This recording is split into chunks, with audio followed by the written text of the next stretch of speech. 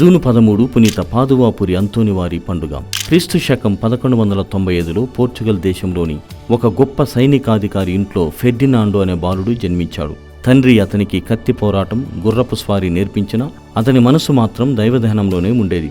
దాంతో కేవలం 15 ఏళ్ల వయసులోనే కోటలాంటి ఇల్లును వదిలేసి సన్యాసిగా మారిపోయాడు. క్రీస్తు ప్రేమను ప్రపంచానికి చాటాలనే తపనతో ఆయన ఫ్రాన్సిస్ అసిసి సభలో చేరి తన పేరును అంతోనిగా మార్చుకున్నారు.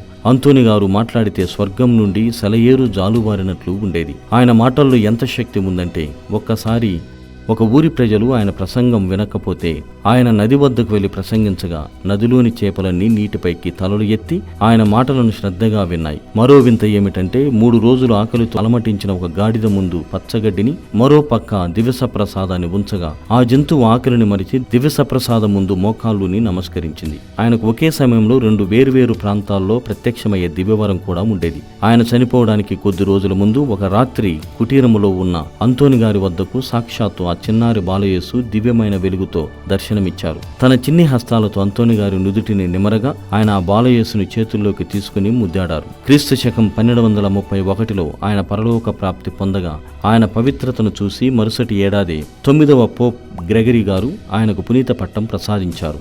నేటికి అద్భుతాల పునీతుడిగా, పేదల పెన్నిదిగా ప్రసిద్ధి చెందిన అంతోని గారు పోయిన వస్తువులు తిరిగి లభించేలా చేసే శక్తివంతమైన మధ్యవర్తిగా కొలవబడుతూ ఉన్నారు.